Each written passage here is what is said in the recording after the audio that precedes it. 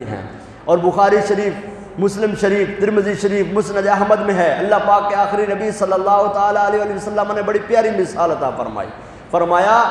میری اور مجھ سے پہلے انبیاء کرام علیہ السلام کی مثال ایسی ہے جیسے کسی شخص نے خوبصورت محل بنایا، بڑا پیارا۔ آپ کے سامنے یہ مسجد جب بنی ہوگی آپ نے دیکھا ہوگا بڑی خوبصورت ہوگی، بڑی خوبصورت، صاف ستھری،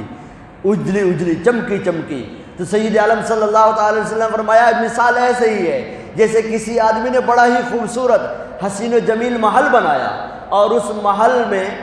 مکمل کرنے کے بعد کیا کیا، ایک جگہ چھوڑ دی، کونے پر ایک جگہ چھوڑ دی جہاں پر ایک اینٹ لگ سکتی تھی۔ اب جو بھی آئے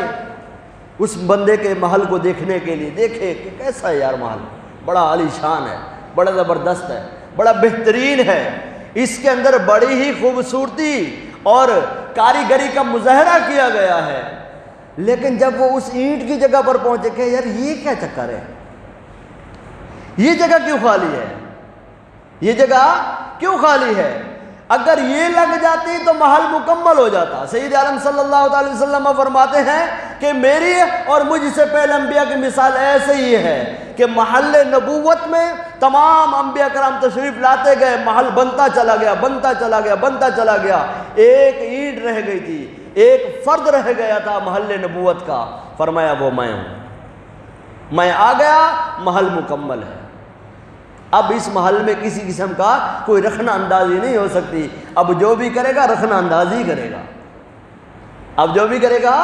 رخنہ اندازی کرے گا۔ آپ کے گھر بڑا خوبصورت گھر بنایا، آپ نے بہترین گھر بنایا، اچھا سا گھر بنایا، کوئی آیا آ کے کہے بھائی صاحب ایک کام کیجئے،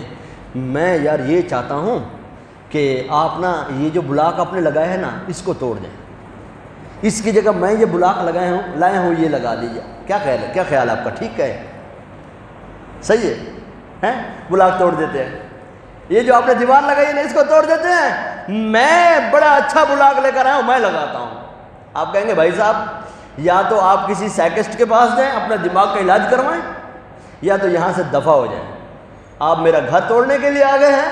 آپ میرا گھر خراب کرنے کے لیے آ گئے ہیں، میں نے آپ کو دیکھنے کے لیے کہا تھا، میرا گھر دیکھو، میں نے آپ سے کب صلاح لی تھی؟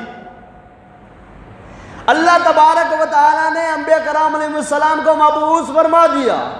محل نبوت مکمل ہو چکا، محبوب اکرم صلی اللہ تعالی وسلم آخری تھے تشریف لائے اور مکمل ہو گیا۔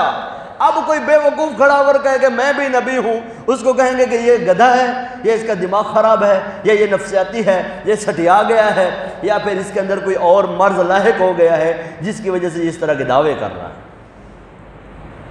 تو سرکار جو عالم صلی اللہ تعالی وسلم کیا ہیں؟ سب سے آخری نبی ہیں، کیا ہیں؟ سب سے آخری نبی ہیں، آپ کے بعد کوئی نبی نہیں ہو سکتا۔ دوسری روایت میں ہے، الحاج مفتی احمد یار خان نعیمی رحمۃ اللہ تعالی اس کی شرح میں لکھتے ہیں، کیسی پیاری مثال ہے، گویا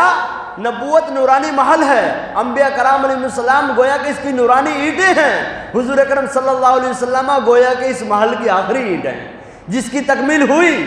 اس سے معلوم ہوا کہ حضور صلی اللہ تعالیٰ علیہ وسلم آخری نبی ہیں، آپ کے زمانے میں یا آپ کے بعد کوئی بھی نبی نہیں آ سکتا ہے، وہ کسر نبوت کی آخری اینٹ، قول شاہ دنا خاتم الانبیاء